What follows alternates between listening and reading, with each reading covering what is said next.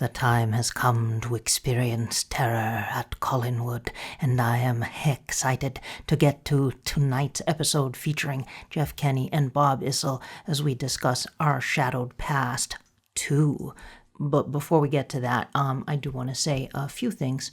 I was very sad to hear a few weeks back that Rick Lay passed away.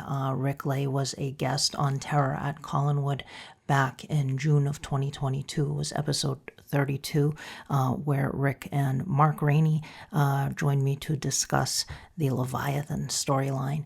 And Rick was an author and pop culture scholar. I had such a great time chatting with him and with Mark. He dropped some serious knowledge during that episode about the influence of Robert E. Howard's work on the Leviathan's storyline. I was aware of course, H.P. Lovecraft's influence on that storyline, but Rick dropped some serious knowledge during that episode, and that was really fascinating hearing about the elements from Howard's Wolf's Head and the Shadow Kingdom. Rick's obituary referenced his encyclopedic knowledge, and that was certainly accurate. So my condolences to Rick's friends and family. He will be missed. I was hoping to have him back on sometime, and I was really stunned to hear about his passing. On a similar note, I was very sad to hear about the passing of the legendary filmmaker Roger Corman. I mean, gosh, Roger Corman's influence on film cannot be overstated. I mean, I adore Roger Corman's films. I hosted many of them on my hosted horror show years ago, the public domain ones like Little Shop of Horrors and A Bucket of Blood and several others. And I love those films, but I absolutely adore the Corman Poe cycle, the Edgar Allan Poe films that Roger Corman made, most of which starred Vincent Price. Those films are gothic horror masterpieces. I mean, the AIP Corman Poe cycle, I put them right up there with the best of classic gothic horror films. I suspect Dan Curtis was a fan of those films too, because you can certainly feel the vibe of the Corman Poe cycle in Dark Shadows itself. They're atmospheric and beautiful, yeah, those films mean a lot to me. Films like House of Usher and The Mask of the Red Death and The Pit and the Pendulum, The Tomb of Ligeia. I love those movies. Anyway, I was really sad to hear about Mr. Corman's passing. He was 98 years old, but still, I mean, sad, And I had the pleasure of meeting Mr. Corman back in 2007. I was a guest at the Icon convention. We had only been doing our hosted horror show for a little over a year at that point, maybe a year and a half, and we were invited to come to the Icon convention. I forgot, it was Jim Nush, I believe, invited us. Professor Kinemo was his nickname. He invited us. We were really excited to be guests there down in Long Island at Stony Brook University. And who walks by our table but Roger Corman himself? He was a guest at the convention, and we were, of course, very excited, but we stayed in character, and my late husband, who was Guru the werewolf, was howling excitedly, and I was, of course, hamming it up at how shocking. And Mr. Corman seemed amused by our antics. He was chuckling, and then he came over to the table and said hi. And we asked if we could take a picture with him, and he was very gracious and said, sure. And so we got up and took a picture with him, and he has a big smile on his face. And that makes my day every time. Anytime I look at that picture, that just makes me smile. So I'm honored that he would even stop by our table and that he was so nice. And gosh, what a legend we have lost in Roger Corman. So in October at the Luna Theater in Worcester, Massachusetts, as part of the Poe in Lowell event, I will be hosting, as Penny Dreadful, The Raven, which is part of the Corman Poe cycle. It is the horror comedy that Mr. Corman did with Vincent Price, Boris Karloff, and Peter Lorre. And that will be happening Sunday, October 20th, 2024 at 2 p.m. at the Luna Theater in Lowell, Massachusetts. A couple other things I want to mention here. I mentioned last time there's a new Dark Shadows talk show called Dark Shad-Bros, and you can watch that on YouTube. There's also a Facebook page. It goes live every Friday at 8 p.m. Eastern, and there's a chat going on during the show. It's really fun. And another new thing that's going on, I mentioned this a couple episodes back, the Mad Bloods YouTube channel. They're doing a weekly episode-by-episode look at Dark Shadows. It's called Into the Dark Shadows. I'll put a link to that in the show notes as well. And of course, be sure to check out Collinsport After Dark, hosted by Alan Gallant, Between the Shadows, hosted by Kristen Pierce and Kara Tillett, Resident of Collinwood, hosted by Jewel T. Sains, often joined by Gordon Domowski and Patrick McRae, Dark Paradise, hosted by Rachel Pulliam, Classic Horrors Club podcast, hosted by Rich Chamberlain and Jeff Owens, Diecast Movie podcast, hosted by Steve Turek, Monster Kid Radio, hosted by Derek M. Cook. Add them all to your listening or viewing itinerary. And without further ado, let's get to tonight's episode of Terror at Collinwood.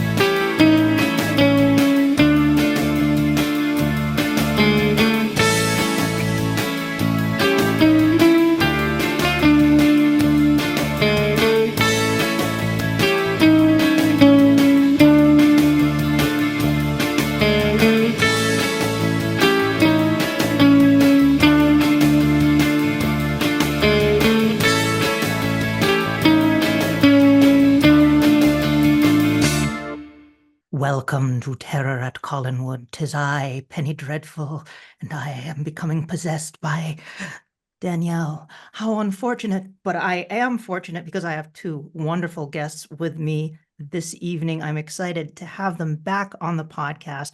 Returning for a visit with me here are my guests, Bob Issel and Jeff Kenny. You heard Bob in episode 15, which was the 2021 Halloween special, and episode 55, Stories from the Shadows. And you heard Jeff in episode 34, Collecting Dark Shadows. They're the masterminds behind the new and absolutely stunning 238-page Our Shadowed Past, Volume 2. Welcome to the show, guys. It's great having you. Thank you. Great being here, Daniel. Thanks. Oh my goodness, what a pleasure it is to see you both again. Bob, I saw you recently in person, not too long ago over in Newport, and that's over at Collinwood. Spent some time there. That was really fun. And Jeff, I hadn't seen you in a little while, but we stay in touch online, so it's good to see you again. You too. So guys, this volume 2 book, it's just absolutely gorgeous. I really am blown away by it. It was really fun getting together with quite a few Dark Shadows fans. And I was just telling Jeff before we started recording, when people were looking at the book and flipping through it, and they were just so excited about it.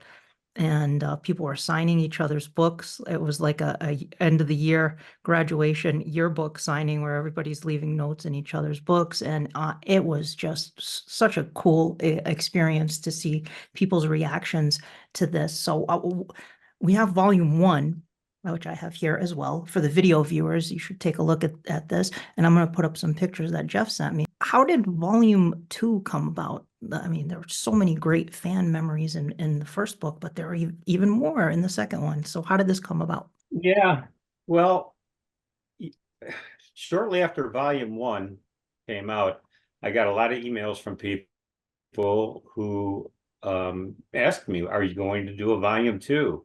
You know, we'd like to contribute, because there was a lot of people that weren't in the first book that wanted to have their stories told. Mm-hmm. And you know, I just needed some time to just get my senses back after doing the first volume. It was a lot of work. Mark Rainey and myself, and Jeff was involved in the first book too, editing and enhancing photos.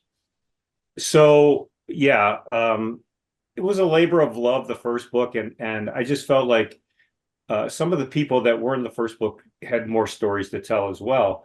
And I'm like, well, you know, let's give it a shot. Mark was kind of busy, but Jeff stepped up. You know, Mark really set the template for the first book, and that's what we followed for the second book. But Jeff had to learn it on the job training, and I mean, the kid stepped up. He did a great job. Very happy with everything, and yeah, Jeff. Yeah, we had discussed it. I believe it was last July is when we first started floating the idea of doing a second volume. And I mean, it kind of took some time before we initially announced that we were planning on doing a second volume to collect some stories. Um, and then Bob started collecting the stories from people. They were emailing to him, and I was gathering it all. But then I had computer issues. I wound up having to get a new laptop to put the program on there. And then, unfortunately, while I was working on it, I lost my aunt, passed away. Yeah. And it just kind of, my mind was elsewhere for a while. So, but eventually I gathered myself back together and just started plowing my way through the book. Because I mean, I had a lot of experience with Photoshop in the past, editing pictures and all that. But the program that was needed to actually do the book, the layout of the book and all that, I had never used before.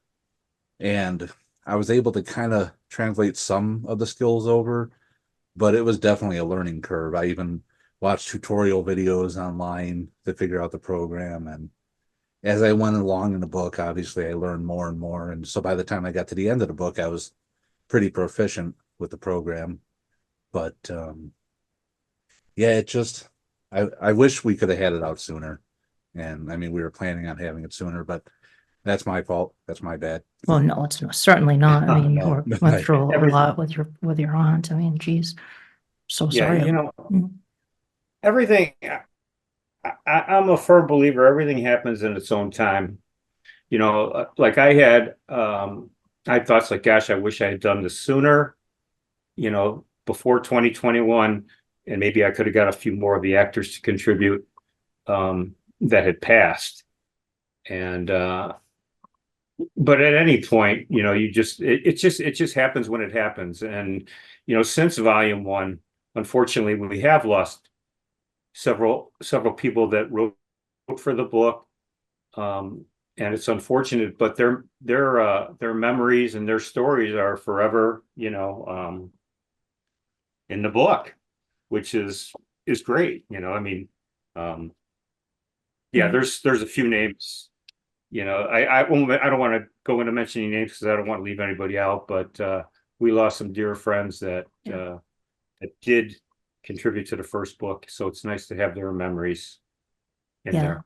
absolutely. And for those who have not read the first volume, it is a collection of fan memories from a variety of different fans, and just hearing their stories about what Dark Shadows means to them and how they discovered Dark Shadows and their experiences in the fandom, or all of their favorite characters. I mean, you name it. And it's fun reading their about their experiences.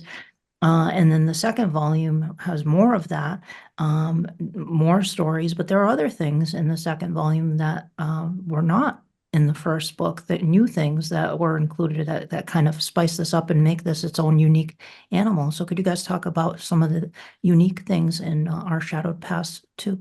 So, I mean, besides having that we started out as a base with the first book of just stories of fans' histories with the show. But we also wanted to include, like Bob had mentioned, other stories from people as well.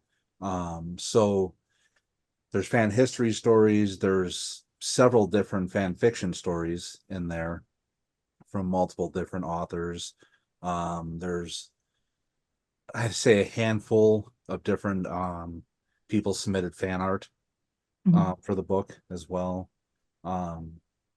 And plus we also put our own little spin on it with this chapter.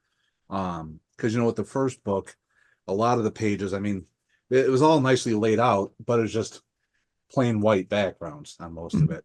So the or last 2 nights before we had to submit the book to the printers, Bob and I went through and we started adding, a lot of different like different color backgrounds, some photo backgrounds to the pages, just to spice things up a bit. We did some color, Yeah.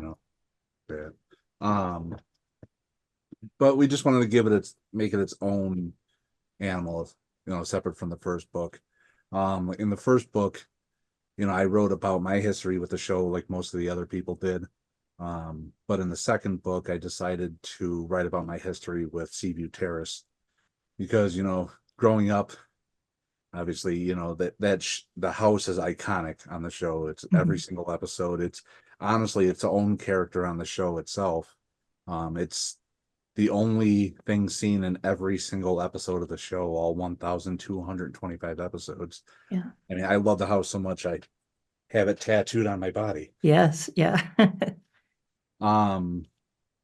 But you know, starting to go to the house now, my first visit was 11 years ago.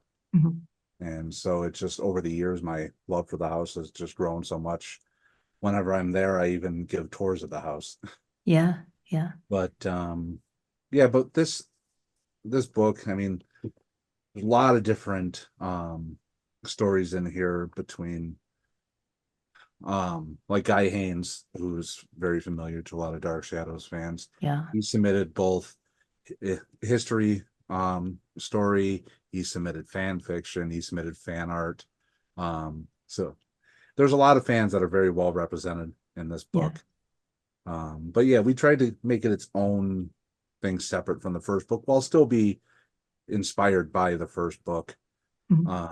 I tried to use the same basic layout that Mark Rainey had used for the first book, just so there's a bit of cohesion between the two. But I want to, you know, I look at it, you know, it's my book. I put it together and I wanted to make it my own. So Yeah. No, I enjoyed it. I enjoyed doing it. It was stressful, don't get me wrong, especially being my first time doing it. I want to give a shout out to Cindy Yates, because Cindy designed the cover for us. Yes, she did. And for those who may not know, Cindy Yates does great Dark Shadows jewelry. I have a Collinwood necklace I got from her. And I can put a link in the show notes to her store as well. But yeah, I love, I mean, they're full color, beautiful full color photos in this. The design is beautiful. And then you have, I mean, just nice things bordered with flowers around it, which has a kind of a very 60s Well, that was something look to it. that was something that I wanted to do in the first book, which we did do to differentiate the studio days kids stories that we had in the first book. That's right. And the actor stories. So, you know, we had the book was kind of like broke up in sections that way with the backgrounds. But I had told Jeff with this book, I mean, it's not an inexpensive book to print, and it almost didn't get printed because I'll tell the quick story. A couple of weeks before we went to print, I had went on the website, and I was always going on the website of the company that printed the book for us, and just doing mock numbers of books printed and how many pages, just to get an idea of what it was going to cost. And it happened to be a Sunday night as well. And I got on the website and it looked a little bit different. And I started punching in numbers and I looked at the screen and the price was like 125.6% higher than it had been the week before. And I just about had a heart attack. I called Jeff. I go, Jeff, pull up the website and tell me what you're seeing. And Jeff did. And he said two words. The first word was, oh, the second word was bleep. And I go, then you're seeing the same thing you're seeing the same thing I'm seeing. And he said, yeah. So right away we started looking on different websites for other printers. Well, everybody was just as high or higher. And I just couldn't figure out what had happened. So I emailed my contact at the print company and I asked her to give me a call. She called me Monday, and I won't divulge her name, but I said, hi, how you doing? She goes, good. And I had just spoken to her a few weeks prior. I go, did your prices double since in the last 2 weeks? And she's like, yeah. Oh my gosh. And the reason, they had been working on her website for several months. And when her website was finally ready to go, they just, boom, they shot it out there. And the prices just went sky high. And I told her, I go, well, yeah, I mean, I didn't know what to say. She said, well, did you take any screenshots of the numbers that you had looked at? And I said, no, but I had written them down. So I gave them to her, and she said, well, let me get back to you. So long story short, she emailed me a couple hours later. She had talked to her supervisor, and she told me they were going to honor the prices I had seen on the website 2 weeks earlier. Oh, good. Oh, that's great. Was Otherwise, we would have to print the book in black and white Yeah. on like real thin paper. I mean, this book, both books are printed on the best possible paper you could use. The Yeah. covers are the best possible. Everything is top of the line. And we wouldn't have been able to do that had they not worked with me. So thank you very much. Yeah, I'm really glad they did that. I mean, just like glossy, nice, heavy Yeah. paper stock artwork, and just color images. And Jeff, you did. I was honored to have written a piece for the first one and for the second one. The first was sort of my general history with Dark Shadows, but the second one was a little more focused on my grandmother and her funny reactions to watching, because she was scared of Barnabas when she'd see him show his fangs and stuff. But I sent a picture from when I was a child with my grandmother, and I mean, Jeff, you made that picture look like it was taken yesterday. I mean, I couldn't believe it. It was like from the early 70s, and it just looked so vivid, and it looked magnificent. And just the whole layout on that spread that you did, it just looked really good. Was it difficult to restore all of these photos? I mean, it must have been quite an undertaking to do that. Honestly, I started learning how to restore and touch up photos very early on. I was probably 12, 13, 14 years old, messing with kind of the old photo programs, old version of Photoshop. Um, and that's something that I love to do. I do that just in my spare time, just messing around with cleaning up pictures. And so the newer versions of Photoshop have made it so much easier now. Mhm. There's kind of negative aspects to some of it, but Photoshop has a lot of new AI tools in there now Mhm. that really help with doing a lot of that stuff, with cleaning a lot of it up. And Yeah. so that's just something that I've been trying to learn, just Mhm. all their new tools that they've been adding to help with Yeah. all of that. It's funny you mentioned that picture of you and your grandmother. We were talking that time about the wallpaper Yeah. to the wall there. If you look at the background on your chapter, Yeah. I tried to put a background on it that was kind of slightly inspired by the wallpaper that was in that old apartment. Yeah, I thank you for doing that. I love that wallpaper. Every time I see Quentin's room on Dark Shadows, it always reminded me of that wallpaper too, because it had that kind of, it was my parents' first floor apartment, and it was, yeah, this kind of red wallpaper with this kind of floral gold kind of design. I'll put the picture up. But yeah, that looked really cool. And then there are a lot of other interesting things in here that things that weren't in the first book too. Like Rod Labby has an interview with Lara Parker in here, which is really poignant and wonderful that that's included in here. Yeah. Because I know Rod has done a lot of interviews with Dark Shadows cast members. I know he had interviewed Lara for Retro Fan magazine, so it's cool that he was able to contribute that. And then there are other things like you mentioned the fanfic, which is a new thing that was definitely not in the first book, the fan art, but also rare letters that were written by Dark Shadows cast members and fan club presidents and things like that were reproduced in here, like rarities, things that you're not going to see anywhere else. So that's Yeah, really, and those were kind of like last minute fillers, really, weren't they, Mhm. Jeff? Mm-hmm. I mean, Wow. I had the letter from Humbert that I put in. I had a letter from Louis Edmonds and Humbert Allen Estradov. Yeah, for me, in the first book, I of course wrote about my journey through how I discovered Dark Shadows when I was a child, running home from school, the whole 9 yards. So the second time around in Our Shadows Past 2, I wanted to tell some stories about a couple of my favorite actresses who were, you know, Diana Malay, of course, is no longer with us, and Nancy Barrett is. And I mean, over the years, I had a lot of great experiences, and I wrote about two of them in the book. And I've actually gotten a lot of letters from people that were really enjoyed them, and Guy and myself had talked years ago with Guy Haynes again, that someday we would be the ones, doing the fan panels, and newer fans would be asking us, well, what was Nancy Barrett like, or what was David Selby like, or who, Laura Parker, and we would be sharing our memories, just kind of like what some of us did in this book, for people that never had the opportunity to meet some of these actors.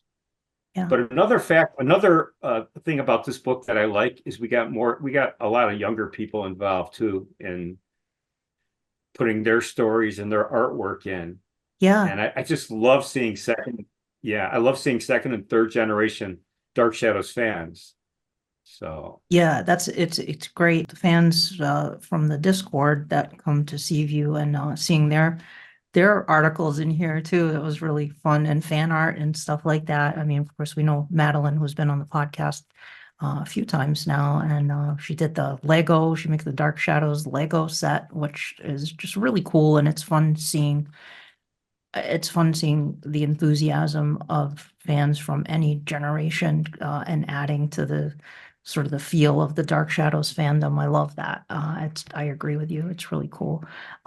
Richard Howell wrote a piece in here. He's a well-known comics creator, and I hope to have Richard on the podcast at some point. He's done work for Marvel and DC, and he used to sneak in references to Dark Shadows into his comic books, which I always thought was great. Funny, I was just this evening, I was going through this box of old correspondence, just cleaning up a lot of stuff, and I came across something from Richard Howell where he sent me some of his art. This was over 20 years ago.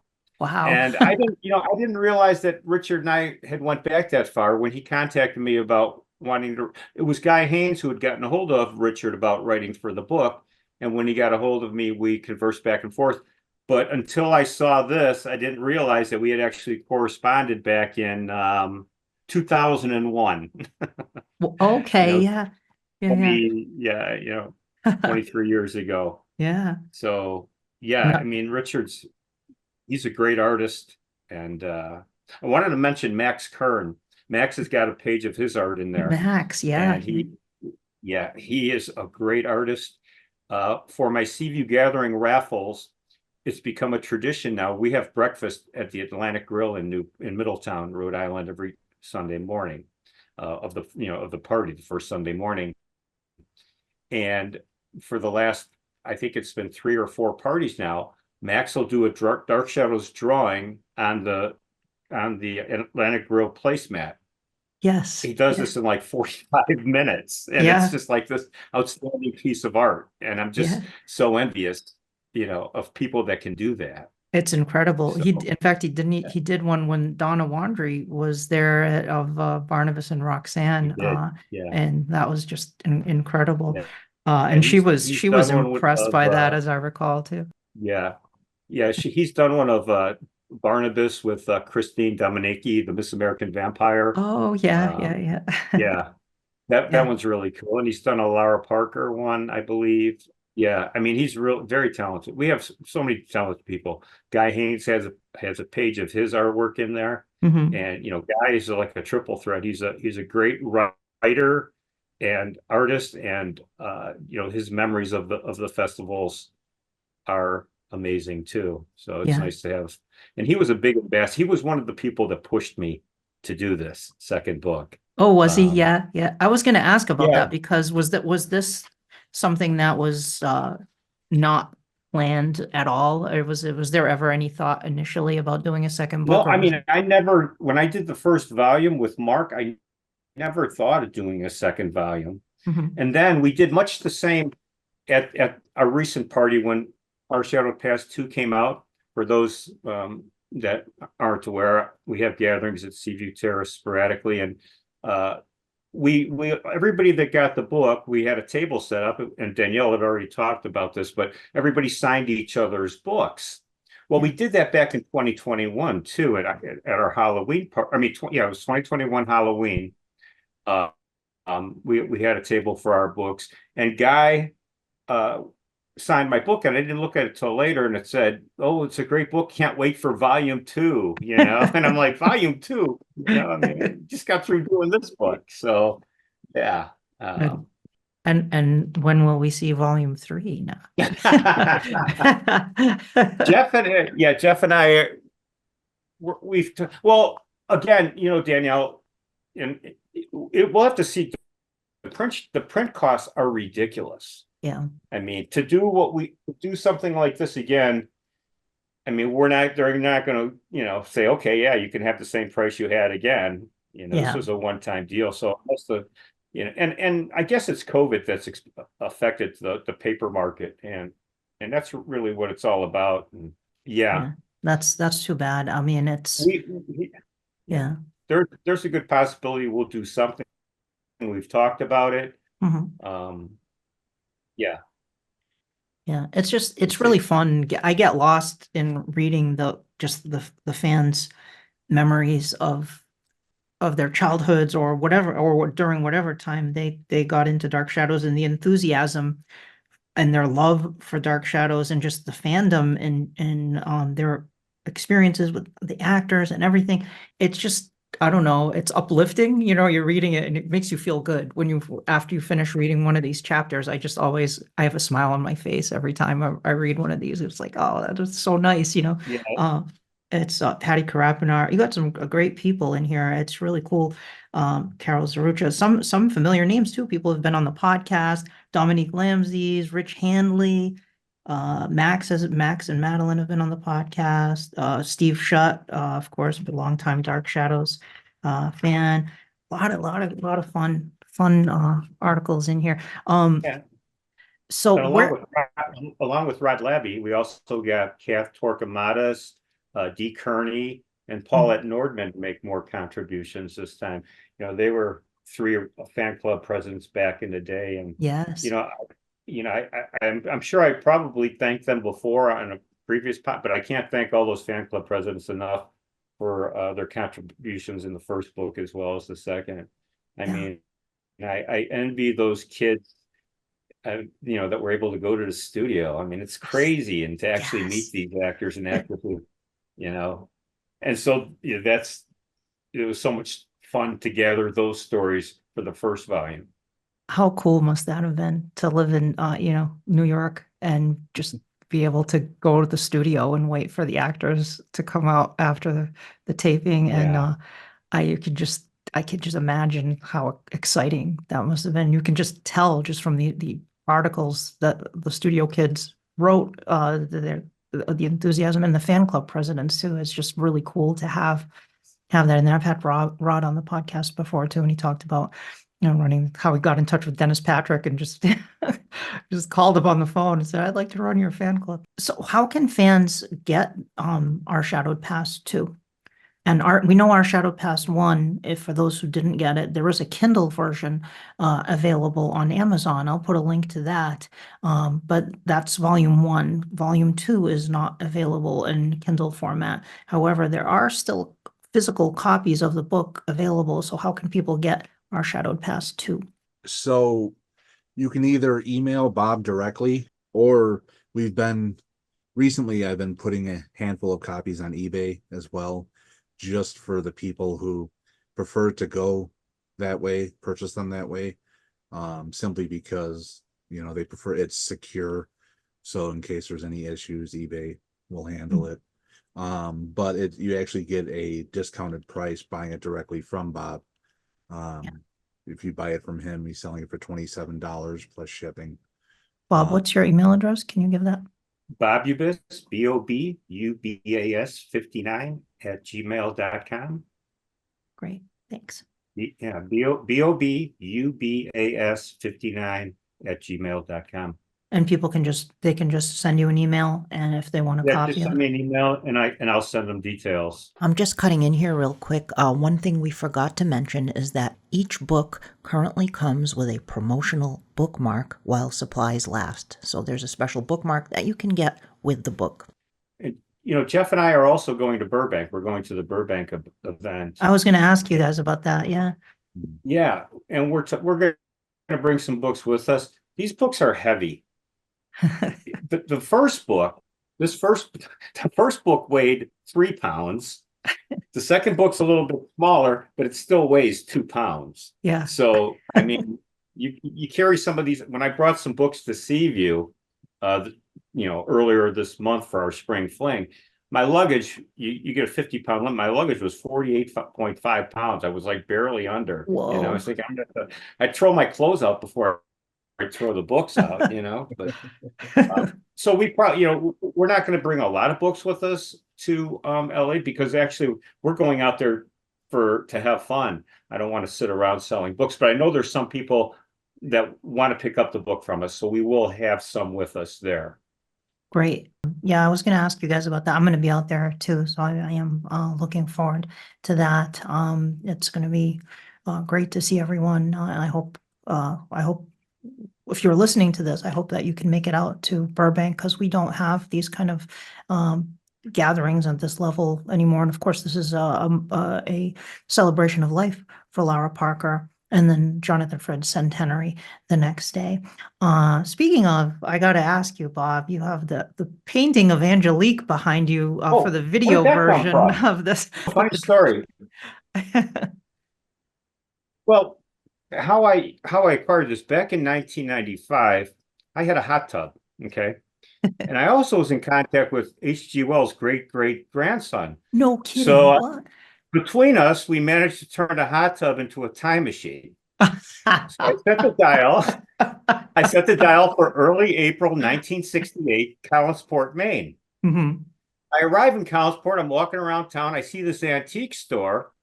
I walk in. I'm looking around. I see this very, very lovely raven-haired beauty in there, by the way. I think her name was Victoria. But anyway, she's got her hands on this portrait. I'm like, wow, that's a pretty cool looking portrait. So I just snatched it out of her hands and ran out of the store. Wow. Of course, it was a parallel time type thing. No, this does date back to 1995, and back then we didn't have the technology we have now. So I actually had I had a photo of the portrait, and I had a drum scan done of it, and then I had this inkjet company do a print for me, and they were very, very expensive back then. And then I had a friend who worked at a wood shop, and he built the frame for me, and then I stained it, and there it is. Wow. So that's a photo from the one in the show that you had transferred. Yeah. Wow, that's fantastic. It looks great. Yeah, Yeah. that's really cool. I should give a shout out to Stuart Manning. I got his Barnabas reproduction of the painting from the show. He was able to reconstruct that as well. So I have that up as a poster in the background for the video viewers. I can put a link in the show notes to the Redbubble page for that. It's amazing what can be done with technology. Like, I can't imagine, 20 years from now, what are we going to be able to do? Are we going to probably everyone will have access to AI and make their own Dark Shadows episodes, probably is what it's going to be. You did have me going, Bob, there with your like H.G. Wells. Like, really? You were talking to H.G. Wells? Great. Yeah. You know Simon Wells, Bob? That's Simon Wells. I'm pretty sure that is his great. He directed the that early 2000s Time Machine movie. Well, yeah. I mean, they ripped me off in 2010. It was 2010. I know it well. They ripped me off. But they ripped you off? Yeah, my hot tub time machine. Oh, the hot tub time machine. That's right. They got I'm that not talking idea about from that. your time machine. How did they know about that? But getting back to technology, and Jeff alluded to this earlier, like a couple of days before we went to print, I told Jeff, I go, I want to put a lot of bells and whistles in this thing. I want to put as much color in this thing as we can get in, because we're paying for it. You're paying for the color. And we did. There were 2 days that we just went on there and just, went through all these color palettes. But it was rewarding, Jeff had some great ideas. I had some ideas for incorporating some shadows of the characters behind people's stories that pertain to those characters. So it was a lot of fun. And we did it all on Zoom, which was nice. Jeff had his computer there. We were able to look at everything and do it on Zoom. Oh, so perfect. Oh, that's great. Yeah. So this image here, you did this, Jeff? I did. I was actually working with Guy the one night we were going back and forth on the phone, tossing around ideas. I actually found a screenshot of the show of Sarah talking to David in his bedroom, but obviously we didn't want to use that. So I actually replaced David's head with a random boy's head, which is supposed to be a young Bob Covert. I erased everything that was on the walls. I added a window in there along with the little dog on the bed as well. Oh, And then wow. so once I had that all done, then I turned it into a sketch version of that. There's actually That's another, fantastic. and there's a similar image that I did in the book later on for a different chapter. Marilyn Gazaway did 2 stories in there in one chapter, one about Elizabeth and one about David. Yeah. And I found a shot of the 2 of them on the show, and I turned that into the whole sketch as well, just to add a little something to her story. That's, oh, there it is. I just found it. Yeah. Yeah. So Yeah. that's why they look very similar, because they Yeah. were both done in a similar process. Oh, that's so cool. And as I was flipping through, I just saw Amanda Desiree in here too. A lot of familiar, Beth Yeah. Castor, yay. A lot of great names popping out here. I'm very excited for people who have not yet seen this to get their hands on it. And just quickly going back to technology, if we look at, I know sometimes people are like, oh, it's a fan publication. It's not, it is a fan publication, but this is legit. This is like a professional, slick book. If we look at back in the day, and this, fanzine days of fan published books in the 70s, 80s, 90s, they're wonderful. The contents are wonderful, but you can tell, I mean, this is self-published. This is, I mean, nowadays it's indistinguishable from something you would buy in a bookstore. I mean, it's just what we have access to now, technology-wise, with things like Photoshop and doing the book layout, using computer programs to lay out the book, and then publishing it to this degree that it looks, I mean, like I said, like something you'd buy, go to Barnes and Nobles and buy. Yeah. It's amazing. Well, it's registered with the Library of Congress too, so. Yeah. We have the 9 yards. Yeah. But Jeff had Yeah, mentioned. there is a barcode right on the back there. I just noticed that. Yeah, there's an ISBN number. Yeah, yeah. We, I know, people have contacted me and they've asked Jeff too, are there any copies of volume 1 available? There are not, unfortunately. They sold out within the first couple months that they came out, and they show up sporadically on eBay, and they go, Jeff, what are the prices they've sold for on They eBay? can push at least around $100 on eBay. Yeah. So, but Jeff worked painstakingly to edit the finished product. We have some errors in the first book, but Jeff went back through it and spent quite a bit of time fixing all the errors to turn it into a Kindle version. So I highly recommend a Kindle version. It looks great. It's very easy to read. It's inexpensive. And it doesn't weigh three pounds to carry it around. It doesn't weigh. Well, but your Kindle probably does. Yeah. The reader probably weighs that much. But no, I mean, it's really, it came out really nice. Yeah, and I will definitely put a link in the show notes to the Amazon Kindle order. You can get it right there. All right, guys, is there anything else you want to add about the book or about Dark Shadows Remembrance this summer? Anything you want to say to wrap this up?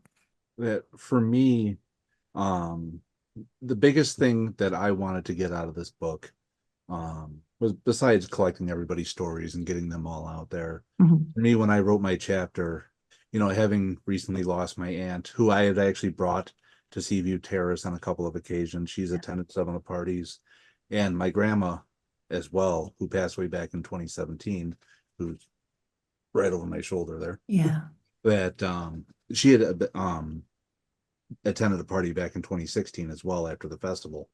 So I made sure that I wanted to incorporate them into the book, into my chapter as well, especially since it was about Seaview and both of them had attended parties there. So there's pictures with them in the house as well. So I just want to kind of memorialize them in there. My grandma was a big fan of the show. She, along with my mom, are the ones responsible for my love of the show. So, and my aunt, I mean, I love her. She was goofy, but I love her.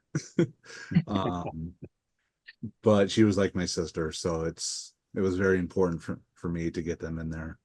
And in Burbank, it's funny, I was just thinking about it.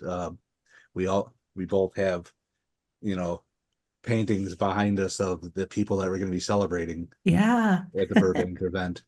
Yeah, Um, yeah, that's right. Yeah. yeah. But yeah, no, it was just so I dedicated my work on the book to them, because that was very important to me.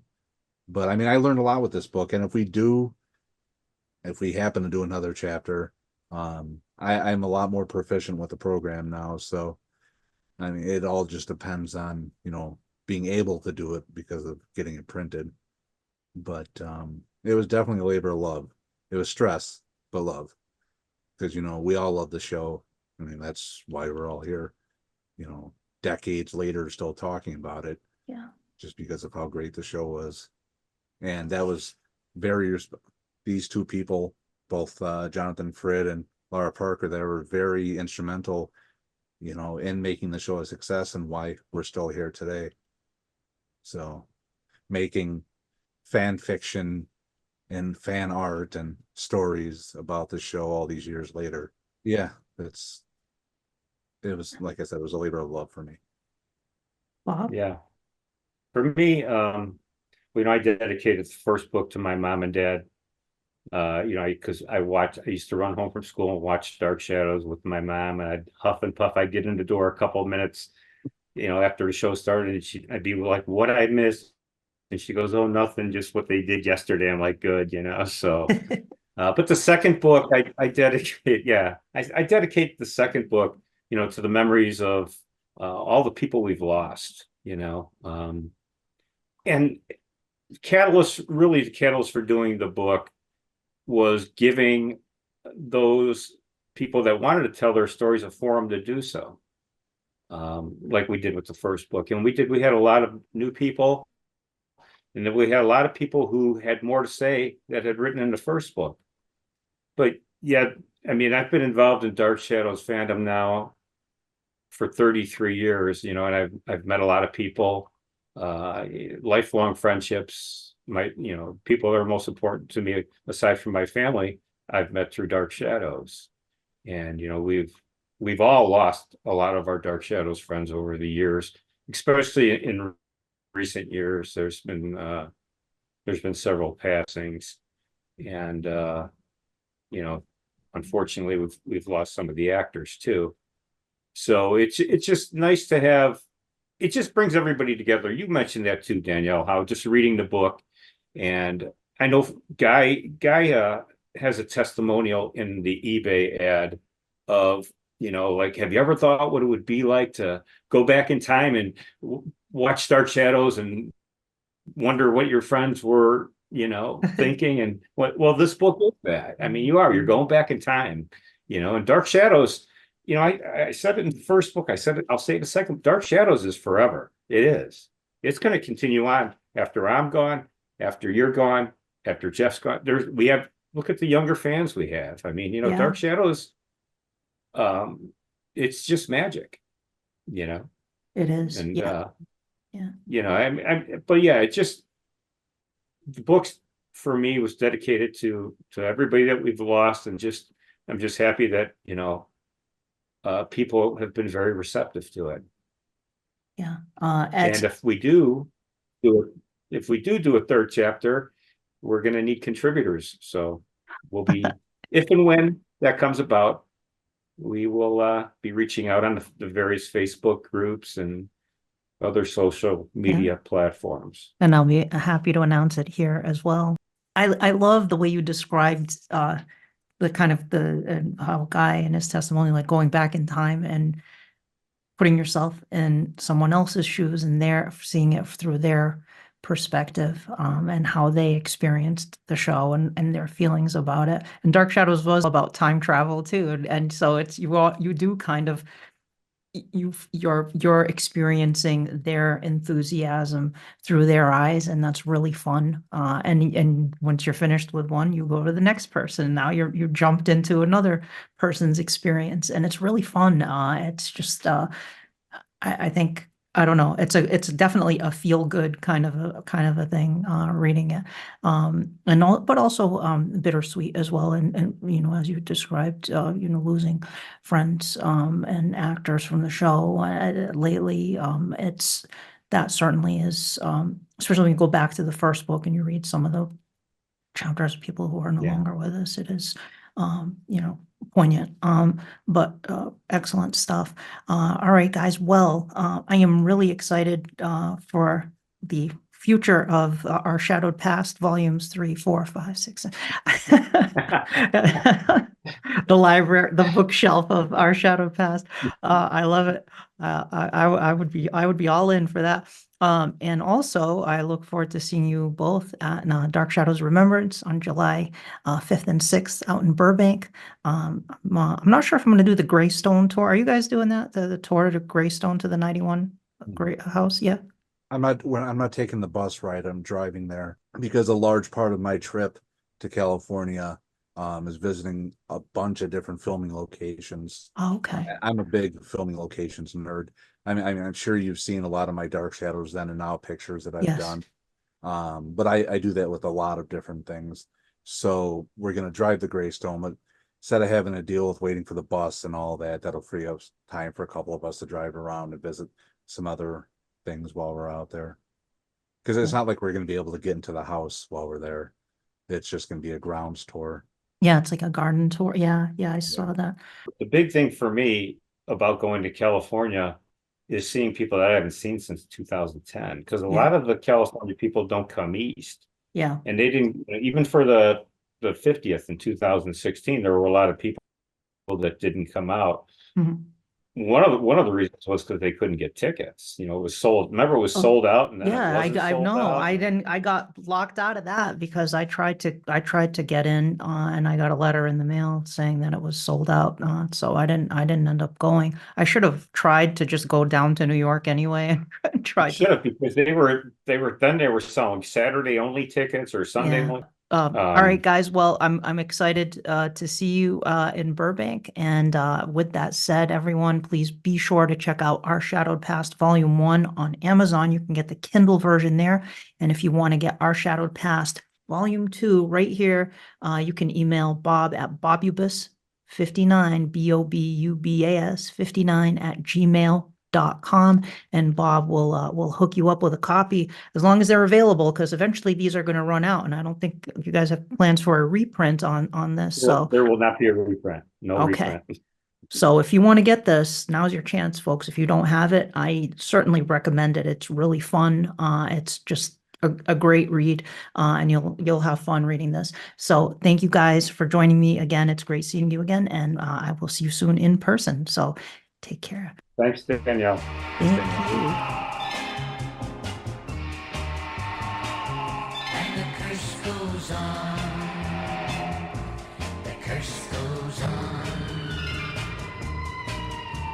175 years ago, on the stormy coast of Maine, from the shadows came Barnabas Collins and started the vampire reign.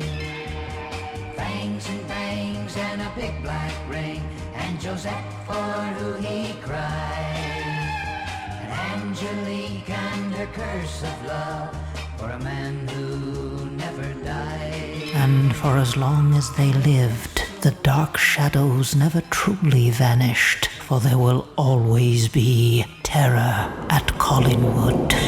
Terror at Collinwood is a Penny Dreadful production.